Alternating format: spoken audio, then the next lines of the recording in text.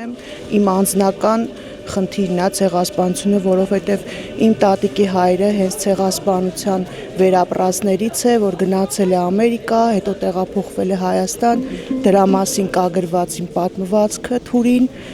եւ դա իմ անձնական օրինակն է։ Ես եկել եմ ոգեկոչելու իմ հարազատների հիշատակը հարգելու։ Այնպես որ իմ նախնյաց օրինակով կասեմ, որ ամբողջ Գերդաստանից վերապրել է միայն իմ տատիկի հայրը Միքայել Միքայելյանը,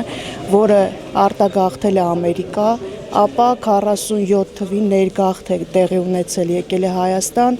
ապա աքսորվել է Սիբիր,